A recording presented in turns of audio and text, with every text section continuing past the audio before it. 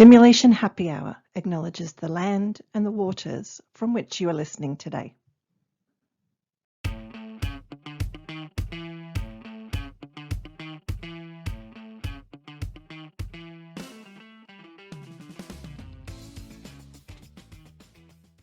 Welcome to Simulation Happy Hour.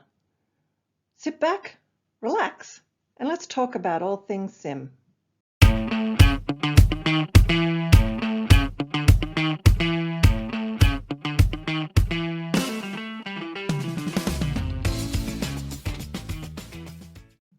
Simulation Happy Hour acknowledges the land and the waters from which you are listening today.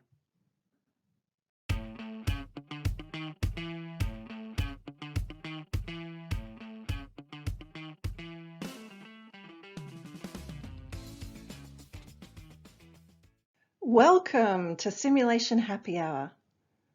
Sit back, relax, and let's talk about all things sim.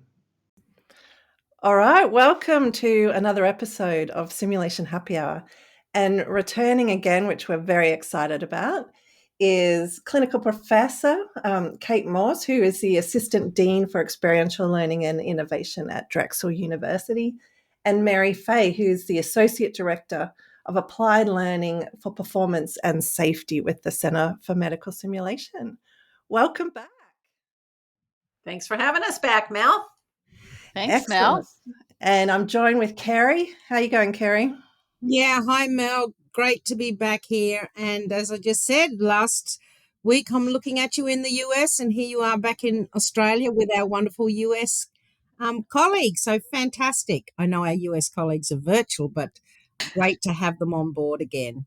Love it. Absolutely. I am wearing my Washington, D.C. jumper. So there we go. Oh, very nice.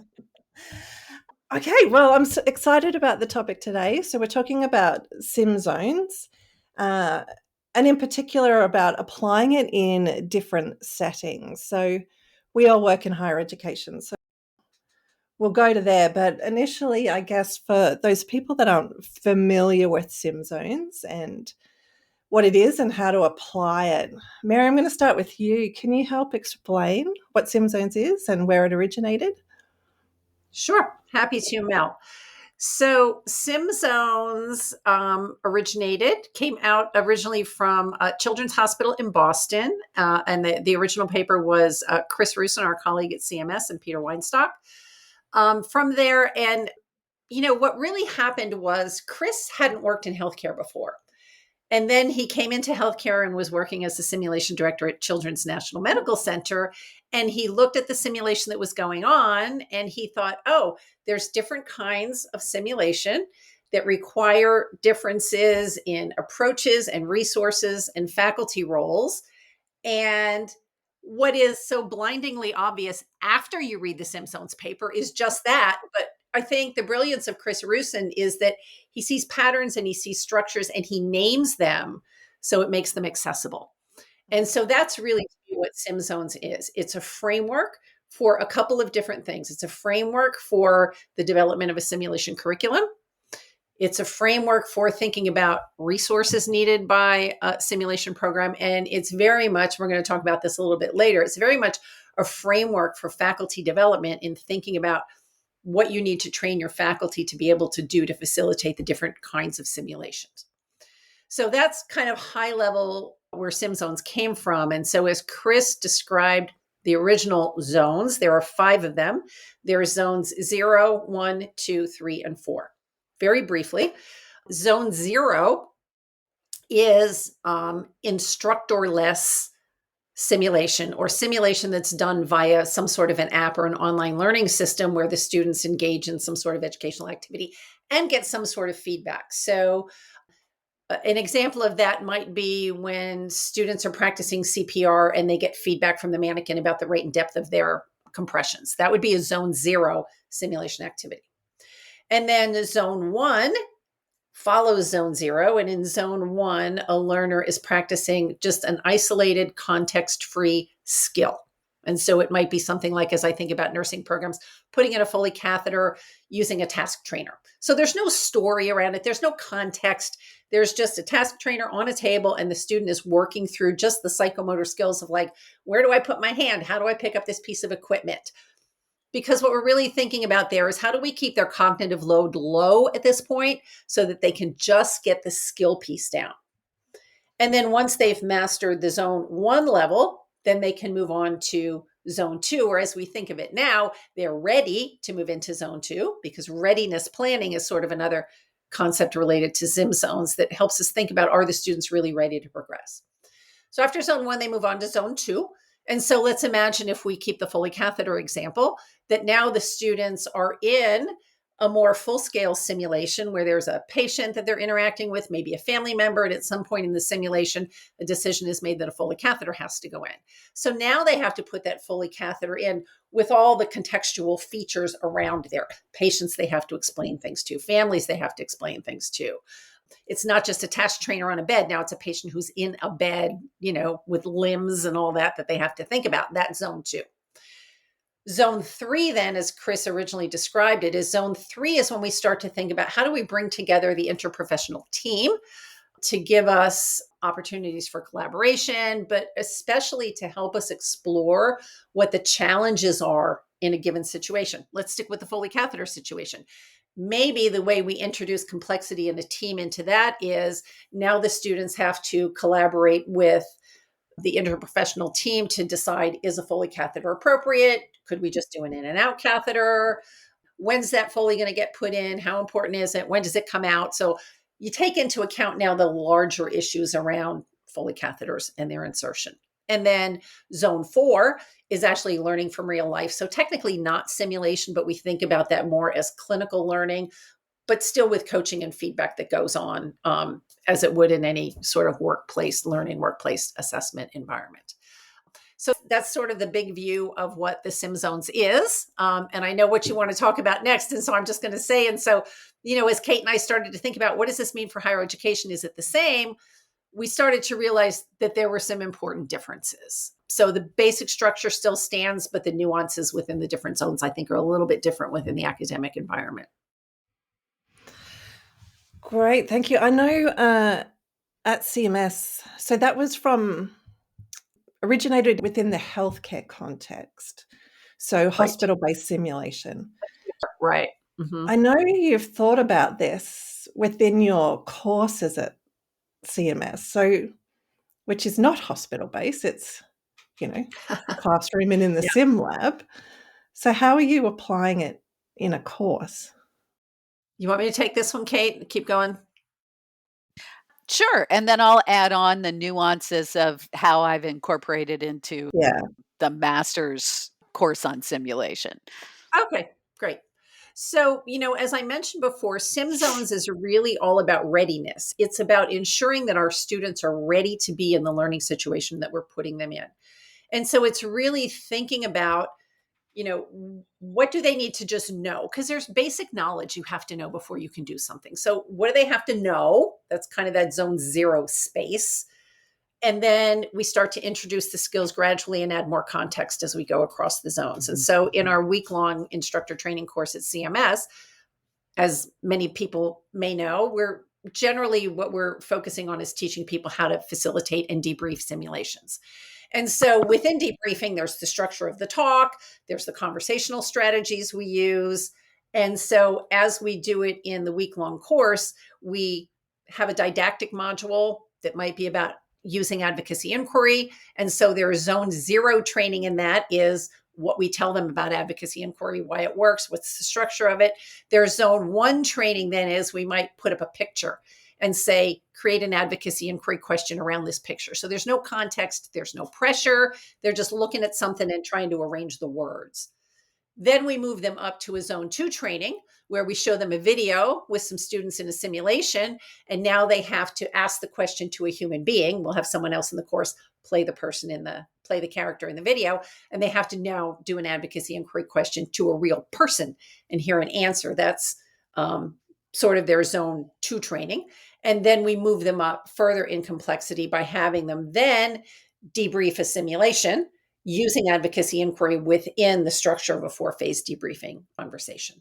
And so that's how it is throughout the course with regard to conversational strategies, with regard to structuring a 4-phase debriefing discussion, and even a little bit around assessment, which we do some in the course. But it's really all about what do they need to do, have them get a little bit of practice with it in a decontextualized way with no pressure, increase the cognitive load now by putting some context around it, and then increase the complexity even more by putting them into a realistic situation. So we structure the course according to the SimZones too.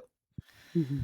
Thank you. And when you were talking, like, there's so many underpinning theories to that. Like, it's all about constructivism and, zone of proximal learning Proximal and Vygotsky. cognitive load theory. And so, yeah, that structure is underpinned by a lot of educational theory. Yeah. Yeah. Yeah. Mm-hmm. I have to agree with you. Absolutely. And I think one of the most important ones you mentioned, Mel, is cognitive load. And I've seen that play out in nursing education a lot when people are not thinking about it and they drop students into a full-scale simulation when they haven't had time to really nail down the component parts of it. And then the students freeze and get a deer in the headlights. And the faculty can't understand why can't they just do this? Well, because their cognitive load is too high and they just can't think. And so I think that's why the idea of readiness and making sure that students are ready to move into the next zone is critical. So yeah, I think cognitive load is hugely important there. Thanks. And Mary, just to double click on that, I fully agree. The cognitive load cannot be underestimated. And I think hand in hand with that goes the idea of skill decay, because I think that is such a challenge in higher education. Someone is taught a skill, whether it's putting in a Foley catheter, to use Mary's example, in fundamentals nursing, and then there's the magical thinking that happens that everybody's getting to do this in clinical practice, which we know is highly variable. And then when they come now to do it in a simulation, in a zone 2 simulation with contextual elements, a higher cognitive load, they've lost that skill because they weren't for an expert to lose a skill, we have a slightly slower slope, but for a novice gaining a skill, they have quite a rapid 2 to 3 2 months, they're gone. It's gone. Right. And they sort of, I always tease them, they have hotel memory. Somebody new comes in, somebody old has to leave because they get so much information. So if there's no contextual practice, it's not in their long-term memory to go back to it. I think SimZones is so helpful to be able to say to faculty, how do you know the learners are ready to be in this sim? And they're like, oh, well, they learned this skill. Great. When was that? Yeah. Oh, it was back in fundamentals. Okay. Right. And now we're like 3 semesters away from that. And when did they deliberately get to practice that with feedback? Right. Oh, yeah. So do that and then come to sim, and then your learners are not going to be stuck in, as Mary said, deer in the headlights, overwhelmed, feeling like they're not going to be unsuccessful. And your conversations are not going to be task oriented because they're good at the task. And they're looking at the more, contextual elements of what are they noticing, how are they interpreting information, if we're talking about nursing, what are they interpreting, what are they anticipating, versus, hey, we're going to spend the debrief talking about, hey, how you hung blood. Yeah. Important, but not really what you necessarily want to get out of that debrief. Yeah. So I think that simple question of SimZones being able to say to faculty, how do you know learners are ready to be in this zone? It can be transformative to them because they're like, oh, Yeah. oh yeah, I guess that really was in year 1. Yeah, then let's practice that before they come so they can now apply it in context, and we can talk about the bigger things about prioritization of care. Calling for help, whatever the contextual elements are. I love that. What do you think, Kara? I love that concept about readiness for practice. It so makes sense. It so makes sense. And to me, it's a great way of scaffolding that learning as well. So Yeah, fabulous.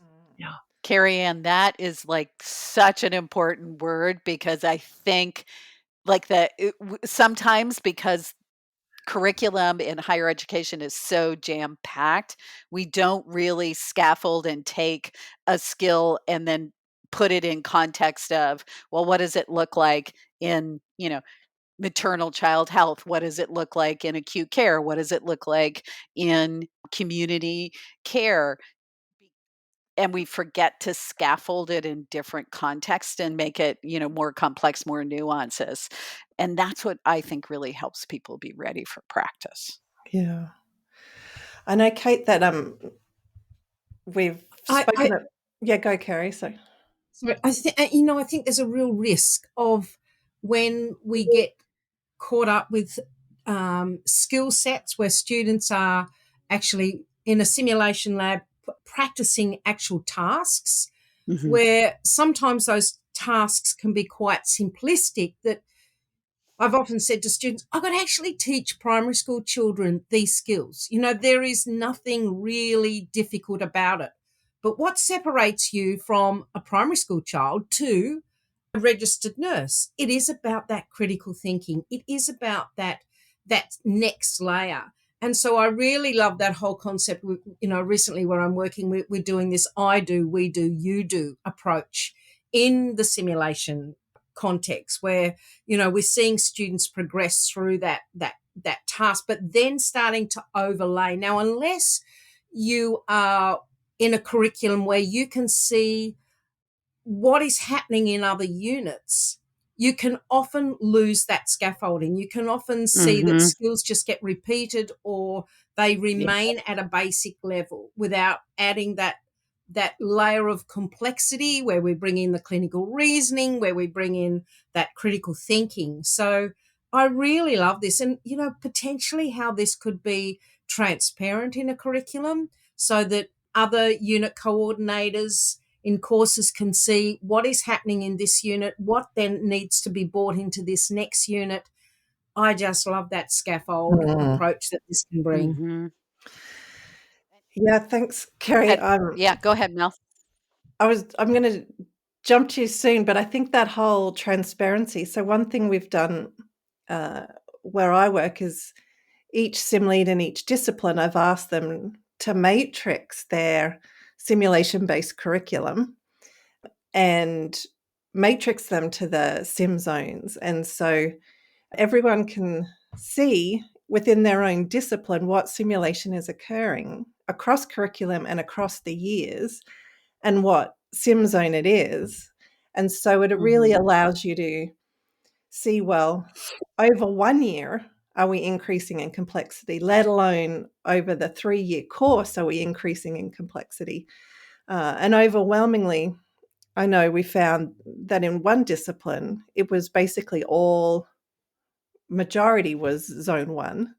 And so, then it's around, okay, well, what are we doing to be experts then in zone 1? Like, are we all teaching the same? Are we all using an evidence-based framework to teach skills? Are we all There's know how to give action-orientated feedback? And the answer was no.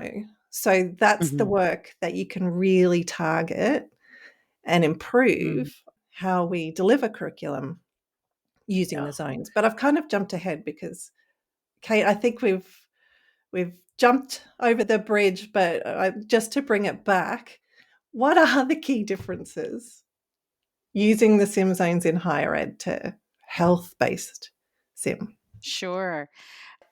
And listen, I think that this is still a work in progress as we apply it in the higher education model. And I think zone 0 is zone 0. What has to stay in front of that is requisite knowledge, because in the professional side, there's a reasonable assumption people have passed board exams and those kinds of things, so they come with some requisite knowledge. But we're oftentimes, that's a core piece of what we do, particularly in undergrad, and then as people are transitioning to advanced practice. So requisite knowledge, zone 0 remains an automated feedback that we may not be there in the moment, but we've designed the learning activity where they get to apply and get automated feedback. And I think that the zone one, oftentimes I think of our fundamental labs and our skill labs in all health professions.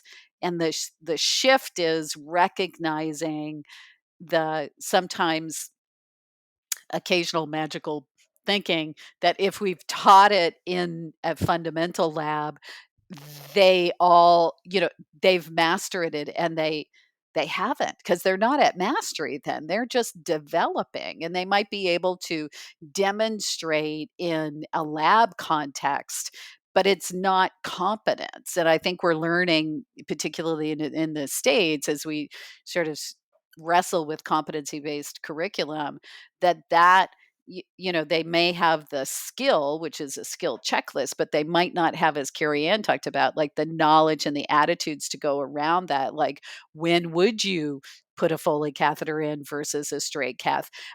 What concerns do you have about this particular patient based on their medical history and their anatomy and all those kinds of things? And that doesn't happen in fundamentals. And then zone two for us in academia, I have to say, we have become so enamored with the role of pause and discuss in zone two. And I know this like gives Chris shivers, because we're like, well, it's an early zone two, because their cognitive load when they come into the sim lab is so high. When you put them in and they're seeing a patient and the patient is telling them what's going on, the beeps and whistles, the alarms are going off. And even if they have the right answer, their cognitive load's so high, they can't access that thinking. But you pause the sim, you come in as faculty and you say to them, so what are you noticing? And they're like, blah, blah, and they're telling you all this great thing. And you're like, that's fantastic. And, and they will say to you, but I was stuck. But now when all that contextual nose goes away, you can either like massage their thinking a little bit or amplify that they're on the right path, keep going, continue on. And now I'm going to turn on all those contextual elements again. But that pause and that coaching, deliberate coaching, I think is so powerful for them. And in many ways, in my mind, reflects clinical life, because I would never left my students by themselves in a complex situation. Like, I'd let them go so far and then I'd be like, okay, like, what's going on? What are you thinking? But I would never like let them do it. So that zone two, I think, is very powerful for us. And we really, in under our undergrad, only have one, what I would consider a zone three simulation, which is a disaster simulation. And we still have a coach in the room, which is one of us as an embedded charge nurse, that's there to coach. And we might coach more heavily if they're sort of struggling, and we might coach a little lighter if they're doing really well. But they always have that sort of security of someone. So they're not in there all by themselves.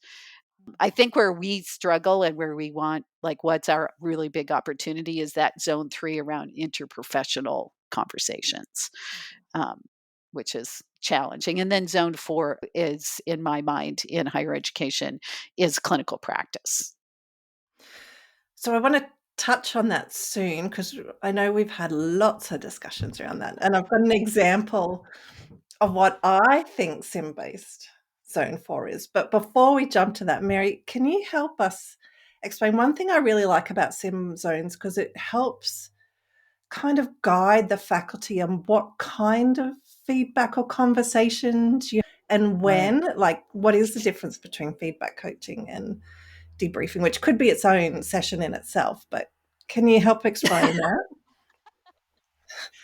Yeah. So, and Mel, as you know, Kate and I were authors on a paper that talks about teaching, coaching, and debriefing with good judgment. So taking those strategies of teaching versus coaching versus debriefing, and embedding the with good judgment values in that, with good judgment being the method of debriefing taught at the Center for Medical Simulation. All right. Now I've already lost track of your original question. It's like, what are the differences? What are the differences between these? And when, kind of, you might and pull when. that out And of so your bag. again, here's where SimZones really helps us. Zone 1 like super clear what the learners are expected to do, very limited in like how much of that extra critical thinking goes on around it. And Mhm. that the instructor's stance in zone one is a stance of understanding that the learners just don't know how to do this thing, and that's why they're there. So you give them some zone zero learning before they come to the lab, and then when they're there in the lab, you're just going to tell them what to do. So when you see them struggling with whatever, you know how nursing students are with getting the Foley catheter kits open and everything sterile, that is not the time for the instructor to stand there and go, so look at what you're doing. What are you doing wrong? Because how would they know? So this is the time to go, Okay. stop, look at your hand. Your bare hand is touching what needs to be sterile. Do you see that? Yes. Okay, back up a couple steps. Let's do it again. That's zone one. Yeah. Zone two is where we move into coaching. And the difference between a teacher and a coach is when you're teaching, everybody kind of gets the same thing because they're all at ground zero, right? Mhm. But they all leave zone one with a sort of a baseline level of skill. But in zone two, this is where individual idiosyncrasies start to pop up. Let's stick with our Foley. So in zone two, there may be some students who still struggle with sterile technique. Okay, then we're going to coach them on that. There may be other students, they got that sterile technique down pat, but they do not know how to talk to patients. So we need to coach those students on that. And so coaching is very much dealing with those idiosyncratic challenges that come up as people's skills start to develop. And when you're in a coaching context, it is still really important to be super clear with what's going on with the learner. Hey, I see you opening the Foley catheter kit and putting things on non-sterile surfaces. I'm really concerned that the patient is going to end up with urinary tract infection if you do this. Here's what I think would work better for you. Make a suggestion and then say to the learner, how does that sound? Do you think you can do that? Check in with them that they're on the same page. Yes. Okay, back up and do it again. Anytime you're coaching, having your students redo after they get the feedback is super important because I can tell them what to do and go, does that make sense to you? And they'll be like, yeah, Dr. Faye, that's great. And they have no idea what I'm talking about. So we always want to give them a chance to do it again. So that's coaching. And then debriefing is more of an exploratory conversation. What were the challenges? What made this hard for you? What were you trying to accomplish and how did you get derailed? So it's a little more, in my mind, like a little more of an abstract conversation when we're debriefing because now we're really exploring team dynamics, individual dynamics, biases, prejudices, what we saw, what we didn't see. So it's more kind of open as opposed to teaching and coaching where I'm trying to like accomplish one thing. Mhm. Debriefing's a little looser, I guess, is a word for debriefing. Okay.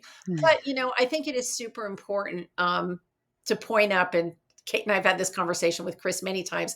There's really not a super bright line, especially between zone two and zone three.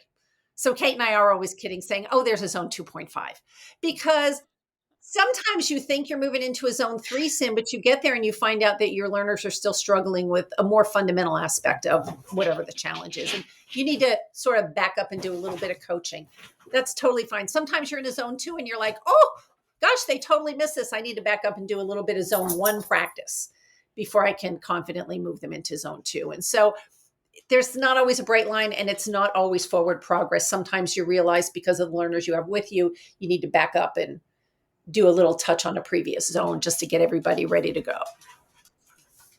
Thank you, Kate. I love how Mary's describing that. And I often think and talk to faculty about the idea of you're scheduled, you think you're doing a little bit of a zone two sim. So you're going to be coaching, coaching, coaching. And you coach, and the learner is not able to sort of course correct.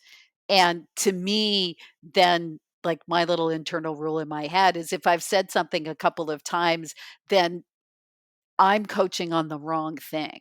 Like either I'm making a judgment about what might be getting in their way in that zone, and I'm coaching and saying, "Look, don't do this, and here's why." So I'm giving directed coaching, but they're not doing it. So there's, something that they're seeing. So then that's where I see those faculty, particularly in clinical practice, who are out with the learners in real life, being able to go, okay, I've coached you twice. We're sort of stuck in the same loop.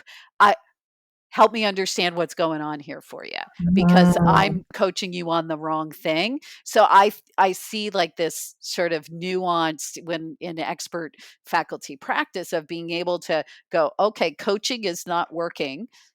It's not about the learner, it's about how I'm coaching. So now I'm going to explore to try and understand and better target my coaching to help you get better.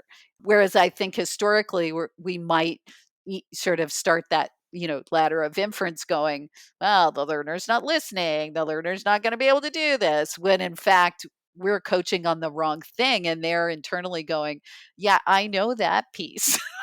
I'm stuck over here, but they're not being able to articulate that. So I think that's like, to me, that was a big shift for me to be able to go, oh, wait a minute, I've coached and it's not working. I need to figure out what's going on here. Easy to say, hard to do, for all of us, because you sort of get caught in that coaching loop. But that's such an important point. Like, you take it out of the sim lab and look about feedback in general. You might give learners feedback, and the behavior isn't changing. So then we do need to switch to an exploratory kind of frames-based approach. Like, what is driving those actions that I'm not seeing, and they might not yet understand. Right. So it may not be that they're just not listening. Yeah. Yeah. And as an educator, you can get caught in that loop. Why aren't you doing what I tell you? Yeah. and if you can't sort of take that breath and go, wait a minute, I must be missing something. And to me, that's the basic assumption, but which, is easy to talk about, but that's when it really matters, when you can sort of go, okay, wait a minute, I must be missing something here. Yeah. And I think, Carrie, that might be hard to do when there's 30 students in the class, like the cognitive load for you, right? Like, who have I said that to, and when, and how many times? Yeah. I guess that's the support our faculty need.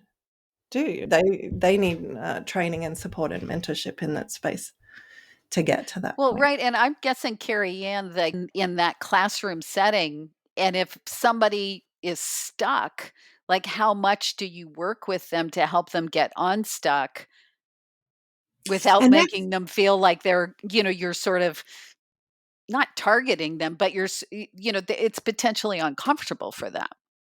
And, I think you've hit a pretty important point there, because one of the challenges we face in the Australian context is many faculties have anything from 18 students per one facilitator in a classroom to potentially 32 students with two facilitators. Now, the challenge also lies in the fact that many of our classroom lab spaces may have clinicians that are coming in overseeing the students who may not necessarily be au fait with some of the principles around simulation. So it might be that one person who is experienced in simulation working with another less experienced clinician who's come in because of their expertise in the clinical side of things, but not necessarily the teaching side of things. So herein lies a challenge. And how is it that you move past that? These are ongoing challenges for us in simulation in the Australian context. I'm speaking from my experience, not necessarily everyone else's, but no, I think it's pretty universal.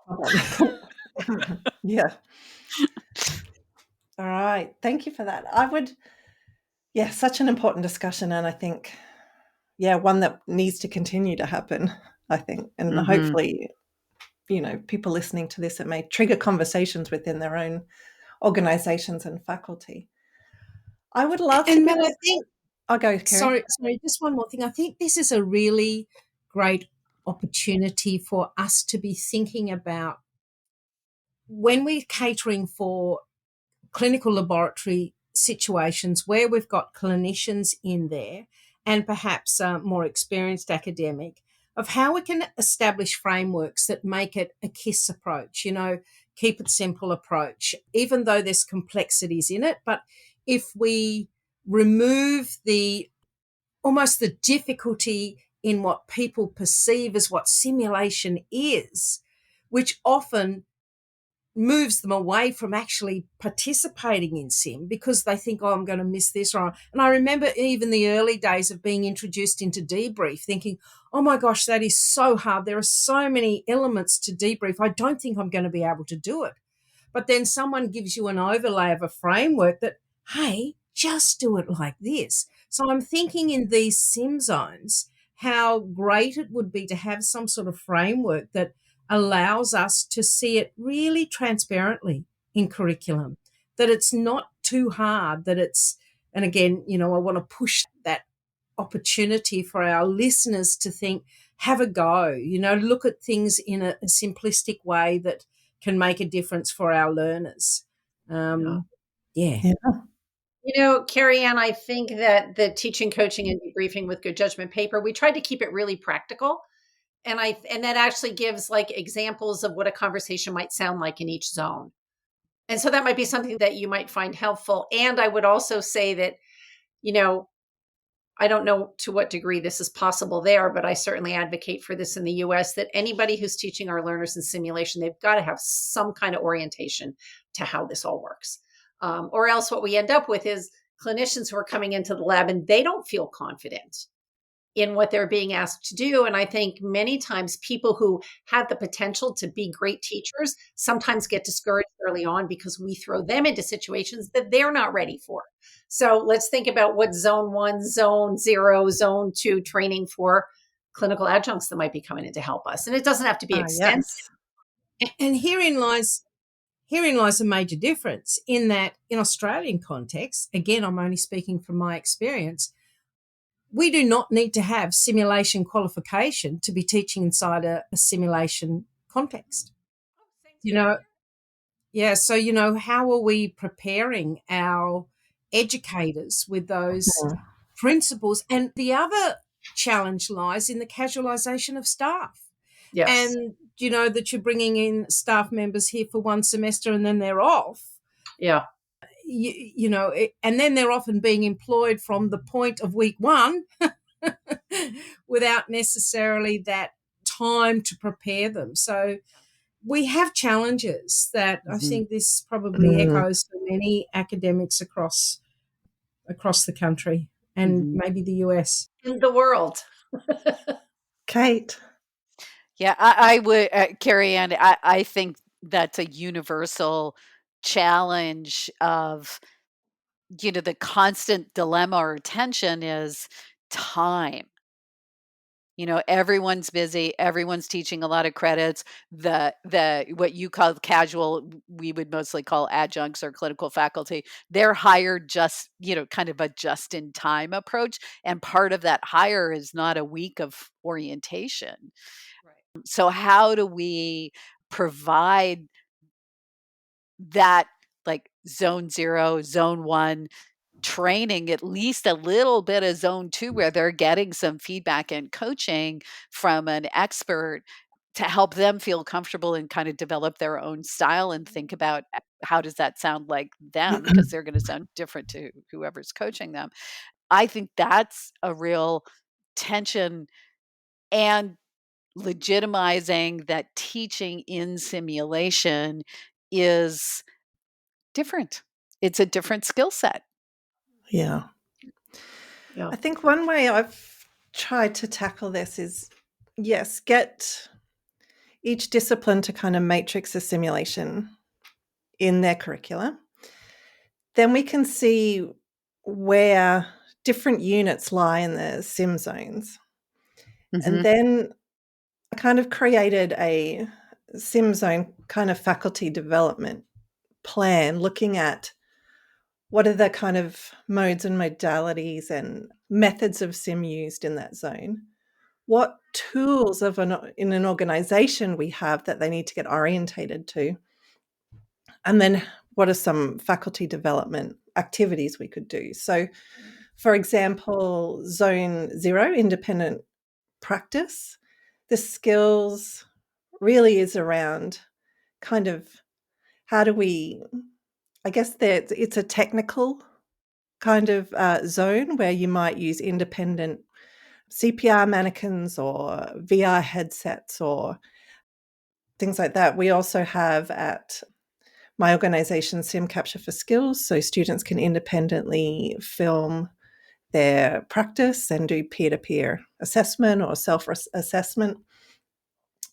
And so then what are the relevant faculty development? Well, it's around, I guess, orientation and familiarization to these technologies, ensuring they know how to operate it and they know how to pre-brief it and provide feedback. So then you go into zone 1 and it's around task trainers or, mannequins, online scenarios, again, virtual reality. We have simulated EMR as part of the tools, Sim Capture for Skills, virtual reality, and these part task trainers. So do the faculty know how to manage those resources, how to design and deliver skills-based zone 1 activities? Do they know how to teach a skill using an evidence-based framework like Peyton's? Do they know the difference of the type of feedback? Is it feedback? Is it coaching? How do they manage those feedback conversations? How do they pre-brief and maintain psychological safety for technical skills? And then you can go up through the zone. So it really helps you map and think. And if in this particular unit, you're focused on zone 2, well, then you need to focus your faculty development on zone 2. Don't worry about all the rest. Just get them good at that zone, but have an understanding of the prior zones. So it really helps you prioritize what faculty in what unit at what level in the curricula needs what training. And it makes something that's quite overwhelming, I think, down to bite-sized pieces. Right. Yeah. I love that. And I think I don't know if we've like sort of morphed into one human being, Mel, but that's where we've gotten to proposal wise, because I had a proposal for faculty development that was sort of all encompassing. And they're like, yeah, that's lovely. It's never going to work. People can't. So we did. Okay. So if you're going to be if you're going to be a zone 1 faculty and that's where you live, then we're going to teach you. So we've sort of made it modular so that people can, depending on where you teach, you would then access those skills and attend that faculty development. And I think it's a pretty similar approach I love your deliberateness in matrixing and I think that is so revealing for faculty. Oh, because they don't often get to have that pause and actually really reflect on, where am I teaching? What's my priorities here? Because I think people are, so busy that gives them that opportunity. So I love that you've done that. And I think that's the right approach, is that module. Everybody's not going to be good at everything. Yeah. Because if they just live in one space and, zone 1 is simulation, then be a fabulous zone 1 simulationist. Yeah. Yeah. I love that. Great. So I thought I might, because this may generate some conversation, particularly as we go up the zones. I would love to give an example from occupational therapy. They do an immersive simulation week that is actually their clinical placement. So they do this particular placement in simulation. And so over the course of the week, they do different activities, which hopefully scaffold up to the summative assessment.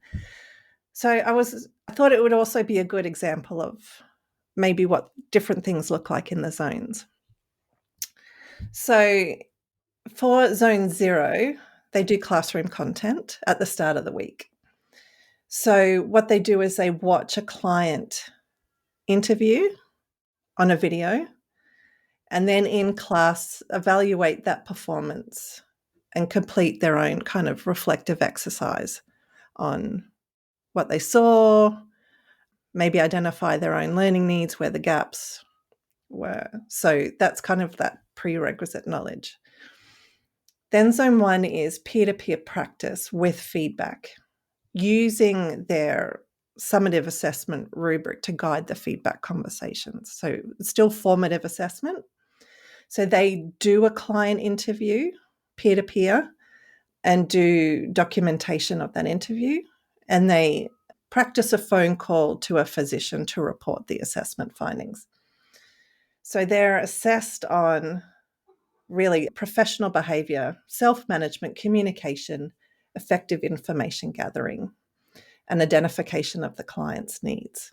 So this is kind of more feedback coaching. And then in zone 2, which is around Wednesday, they bring in paid actors as simulated participants. And so now they do these interview rehearsals with the SPs, with immediate faculty and SP feedback via like a mini debrief. And then they rewatch a video of their own performance and self-reflect. So again, reflect against the summative assessment items. Now, zone 3, and I love your thoughts if this is zone 3, but they do a student-led mini case conference where they discuss the client's interview results and they collectively think about a proposed rehabilitation plan that needs to involve other health professionals. And then they get feedback and coaching on that discussion. And then zone 5, and this is where Chris and I may differ in opinion. Zone 4 is high. They do a high stakes assessment, simulation-based assessment. Now, high stakes being they use the exact same assessment rubric as what they would out on clinical placement. So it's no different. And they must pass this assessment as they would a clinical placement to continue on in the course. So for all intents and purposes, it is their placement. They get summative assessed with the placement tool. So I know in the original SimZones for the healthcare context, it is in the real world environment. Here they can't do placement in the real world environment for a number of reasons. So they've had to simulate it, and it is their placement. Thoughts? So, I'm going to say that my initial reaction is something that I had to come around to, which is just because the numbers are higher doesn't mean it's better. And what I mean by that is we always think that it always has to go zone 0, zone 1, zone 2, zone 3, zone 4, or else we didn't do the whole thing. Not true. Anybody who is a pre-licensure student rarely does a zone 3. Rarely, because zone 3 is really about people who know how to do the skill. And now we're exploring what are the challenges. It's for the experienced ED team who does a resuscitation. Well, they know how to do resuscitations, but in this particular sim, there were particular challenges, and now we explore those challenges. So the big difference between zone 2 and zone 3 is in zone 2, there is an absolute, you did it right, you did it wrong. In zone 3, it's, well, it wasn't exactly what we were looking for. What got in your way? So there's a difference between those two. And so I'm going to say that what you called a zone 3 isn't. It's a zone 2.5. and I'm with Chris. Zone 4 is applied learning in the real workplace.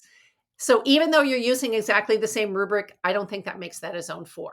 Now, having said that, I'm dying to know what Kate's going to say, because the zones is a theory. It's a framework. It's not black and white, So everything I just said comes from my understanding of the SimZones and how it gets applied. And we are very much still exploring what this means in the academic space. So in zone 2, what is different then to zone 3 of just doing a frames-based debrief that's focusing on behaviors and attitudes and teamwork as opposed to skill? I think it comes down to zone 3 is really intended for experienced clinicians who really don't need to buff up their skills a whole lot. They just need to explore the challenges in a given situation. Whereas a zone 2, people are still they're not super expert with their skills. and there's a right way and a wrong way to do it. And we Yeah. are still in the role in a zone 2 of observing them to see if they got it right or got it wrong. And in zone 3, it's a So, little bit different. It's grayer. It's Yeah. grayer. But yeah. this I'm is why thinking of there's a the 2.5. right, and that's why I think there's gradations in zone 2, Yeah. and a lot of what we do in the undergraduate world doesn't ever really get beyond zone 2, and I think about our disaster sim, which has ethical dilemmas around, do you continue doing CPR on someone, in a disaster? They're in the emergency room, so, they would have been black tagged if they were in the field, and do you really put these, so there's not really a right or wrong. You can argue both sides of the fence around the ethical dilemmas of, resuscitating, not resuscitating, and they're I think that's a little grayer, and to me that is like a 2.75 because we got a coach in the room.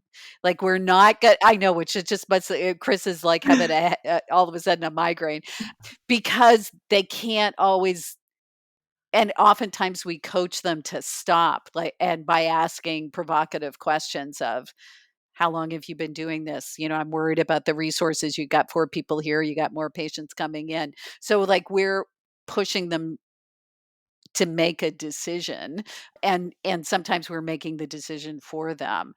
Versus at the graduate level, uh, I think about the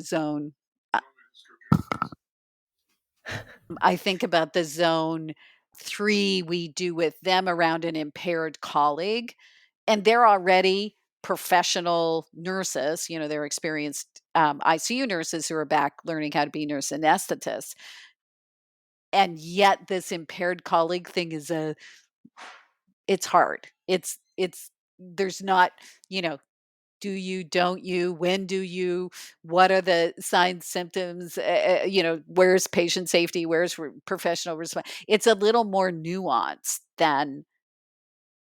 um, than Then, like, you the continue in the field. You gave the right drug at the right time. Like, right. Like, that's yeah, like, here's the dose. Don't give 10 milligrams of morphine. People aren't going to breathe. So I think that becomes the struggle, and I think we've gone around and around trying to think about, like, zone 4 for us in higher education is clinical practice, and I know, Mary, you've coached me around the, like, the safety guards are different in clinical practice than they are in simulation. Even if you're holding them to the same rubric, we don't have the same safety rails in simulation that have to exist in clinical practice. Like, when you coached me around that, I was like, yeah, I can see that. Like, Very I might take that clinical person and say, hey, you need some more coaching based on what yes. happened in sim, but nothing bad's gonna happen if they make a med error. Yeah. how are we Interesting. doing, Mallory? Are we helping make that make sense in your It's mind? hard. No, Yeah, I'm we getting need there. conversations about this. Yeah. Yeah, I'm getting there. It's so zone 2 can be high stakes. Oh, Some of absolutely. the yeah. Sure. Yeah. Absolutely. Yeah. Excellent. Yeah. And I think too, I think of zone 4 as real clinicians solving clinical problems. Mhm. Like, for example, hey, we had a resuscitation, all these things didn't go so well, and now they're solving that clinical problem that happened in real life. And Mary, course correct me if Yeah. I'm, like, off in La La Land. And they might then use simulation to solve that problem, but they're focused on solving clinical problems. And when our students are out in clinical, the stakes are certainly higher. And yet, and this may be a difference in the States, they're not left to their own devices. Mm. There's always going to be a clinical faculty supervising them, particularly Yeah, at the undergrad level, and at the graduate level, it would be a preceptor. yeah. And I think back to your point, the zones go both ways. So I think what I'd like to see in Zone 4 in real clinical practice is our facilitators getting taught how to do frames-based debriefing and coaching, because often if someone fails a skill, if they've passed that skill in uni, it's not often the actual technical skill that they're unable to do in real clinical practice. It's all the context and everything All the other stuff, around right. it. And so sending them back to uni to redo the competency is not fixing the right thing. And it would save a whole lot of work and paperwork in learning plans if we knew how to explore and understand what was going on for that learner in that moment and in that context. It's not always knowledge and technical skill. Yeah. Yeah, 100% agree. And I think about the power of what we would call post-conference, which those debriefing tools of being able to facilitate and dive in deeper around things that happened and understanding what might have got in the way of that learner Yeah. of being able to demonstrate, what we've determined is the right thing, or expanding their thinking around generalizing and applying of, well, what if it was in this slightly different context? Would that change what you did? Would that change your approach? What if the cultural context was different? Would that change what you did with that patient? And how, sort of that challenging reflection piece, like, to me, I think we don't always consistently leverage those post-conference conversations in a way that could help people.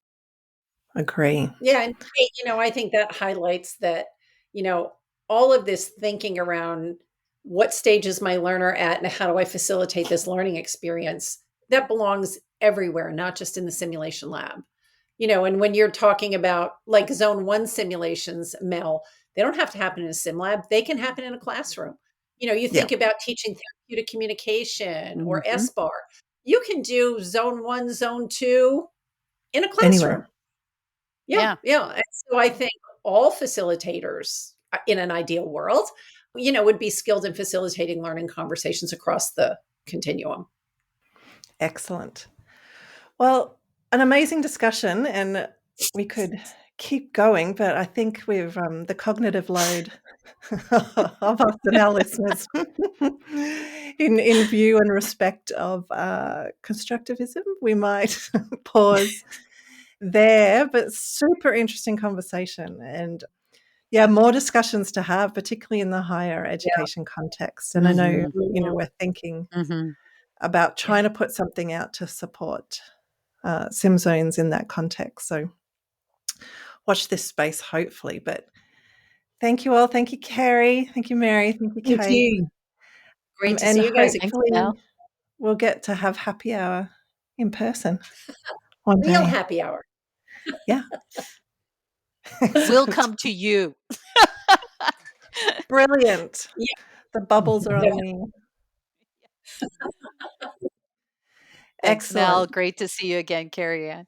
Likewise. Thank Cheers, you. guys. Bye. Thank you, guys.